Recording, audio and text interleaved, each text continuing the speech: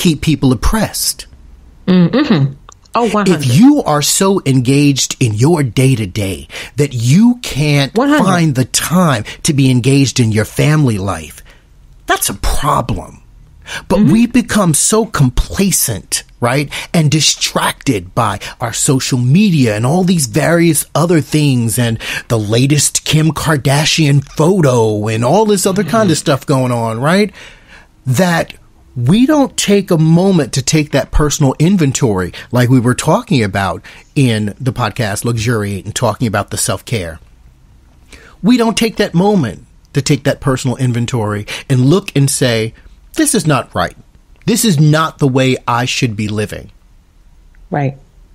And the other part of that is, if we're not doing all that we're supposed to be doing, we're taught this narrative that there's something wrong with us. No, people, there's something wrong with the system. Yeah, the system. When parents can't raise their children and children are left off to their own devices, and then this foolishness happens in school. Yeah. That's a problem, America. We got to wake up. Yeah, we're not doing right by us. And, you know, I have said before, and I will use this platform to say it again. When our children are in this much pain that they are picking up guns to inflict violence on one another in the ways that they have, if we don't take a step back and see that as a collective symptom of our bigger problem, then shame on us. Then we collectively reap all that we have sown. If we cannot see them crying out in pain, and when these young people, these activists, Black Youth Project 100, all the young people involved with Black Lives Matter, the young folks involved with Ujima Medics in Chicago, the Parkland Shooter Coalition. If we don't look at their outrage and stand by them and give them all the support that they need, like literal support, and I'm not just talking about throwing some money at them, but standing with them, helping to cultivate their conversations, helping to put them in the right places, helping to support them, lobbying, then we really will reap all that we've sown. Because they couldn't be more clear in saying we've had enough, and we don't want to be a part of this bull. Like we don't want to be a part of living in a world in which we literally feel unsafe stepping out of our house or getting off the bus to go to school. Go to school. Go to school. I mean, my biggest issue when I went to school was making sure, because I went to private schools, was making sure that our books were covered. Because you couldn't go to school without having your books covered.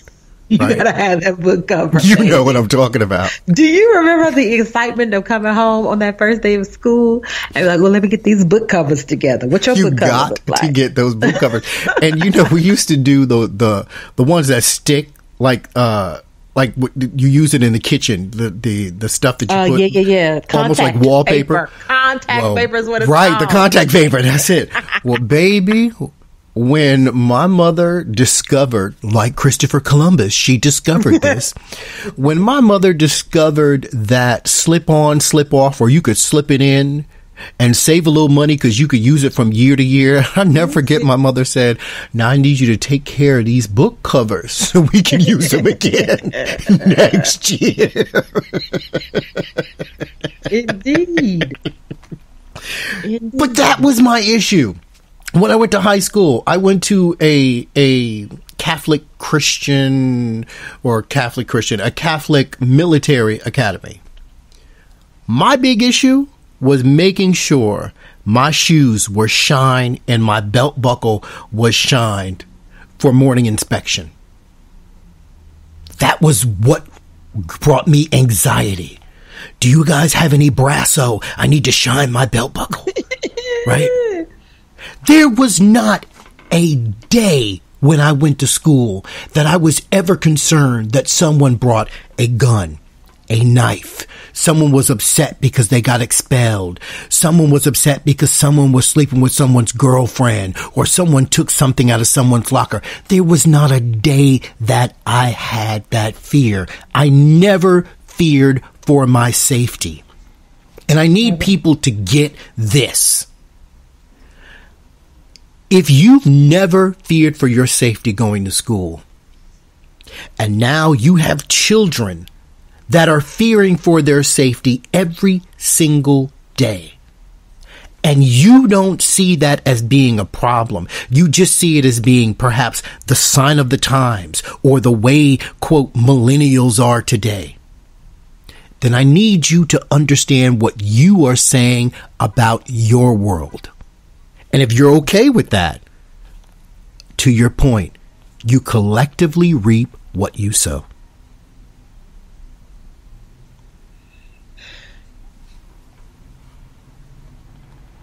So, Dupee Deep listeners, what we gonna do? What do you do for the young people in your lives? What do you do for the children that are yours or that you're connected to? What part do you play? And what side of history do you want to be on?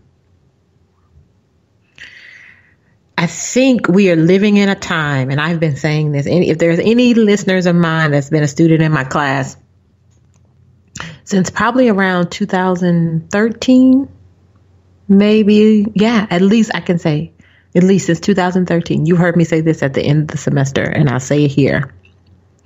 We are at a time in our collective experience in this country in which nobody has the luxury of not being a social justice advocate. We all have to do a part. There's way too much happening. There's way too much threat. There's way too much victimization.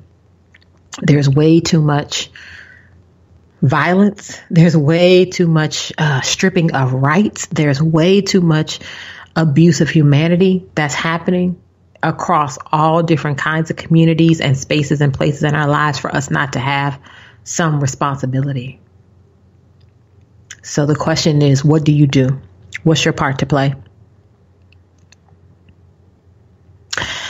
If you have good answers, if you are out there doing work and you want us to highlight your work, you want to talk about it,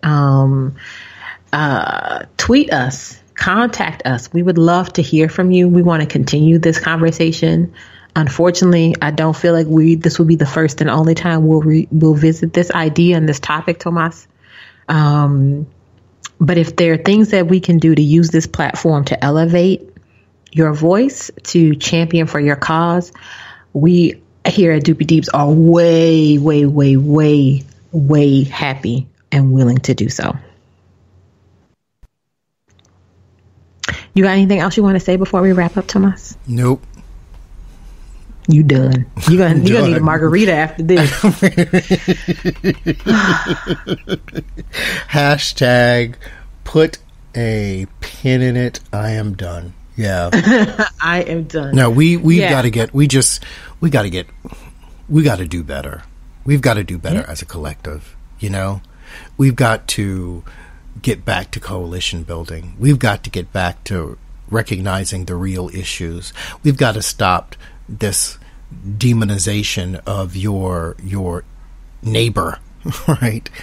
Mm-hmm. And we've also got to climb up out of our personal feelings about everything all the time. Say that again. Climb up out your personal feelings. Out of our personal feelings about everything all the time. You know, this whole thing going back and forth where you have people calling each other snowflakes for various different reasons. Well, I'm going to tell you. I thought it was silly at first. What's that mean? A snowflake is just a real fragile person. And it started as, it's basically people on the left and the right politically calling each other snowflakes. You're a snowflake. You're a snowflake. Well, you know, I'm going to tell you something. Everybody's a snowflake. Because everybody is running around so caught up in their own personal feelings and so upset and so easily slighted and so easily offended that no one is saying, you know what? There are some aspects of what you're saying that I can agree with. Yeah. But here's my counterpoints. But see, here's the thing. For me, that comes down to the fact that we don't know how to have a dialogue. I mean, what you're talking about is like real basic interpersonal communication skills. And we don't have that. Maybe we need to do an online lecture. Maybe we need to do a Dupee Deep, learn how to communicate, # communication counts, right? Yes. Because wait, # words matter. Words matter. # words matter. Right. Words matter.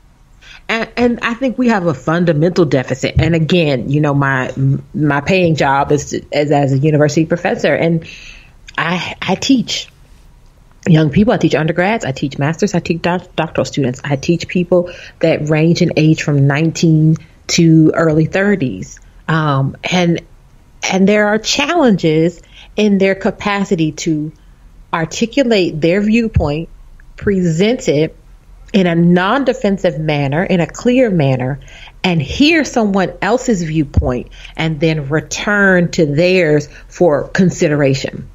Those are skills. Absolutely. And we are in serious deficit of that as a skill. Absolutely. And to your point, something you made earlier, I've actually had this conversation where I remember going someplace and someone says, wow, you're dressed like, one of those guys from Black Lives Matters, like you're all dressed in black and blah, blah, blah. And I said, and what if I am? What if I'm a member of Black Lives Matter? Well, I know you would never do something like that because, you know, that sounds, you know, like those guys and da-da-da-da-da. I said, well, you know, they actually have legitimate reasons for some of the tactics that they do. Remember, everyone focuses on Martin Luther King and his peaceful tactics, but it wasn't just Martin Luther King. There was also a Malcolm X whose tactics were also quite effective and helpful. So, you know, so we had this conversation and then he responds with, yeah, well, you know, you talk about cops killing black kids, but, you know, black kids kill more black kids than cops do. And I looked at him and I said, wait, I lost you on that last part. Can you say it again? Black kids kill more black kids than cops do. Oh, okay. Oh, okay. Okay. And I said, what does black kids killing other black kids have to do with the conversation of black kids being killed by cops? Tell me how one deals with the other. Yeah, but if you're going to talk about this, statistically, this and this and that. I said, so, okay. Sure. And he got it. Mm-hmm. He got it. Ask someone. And guess what?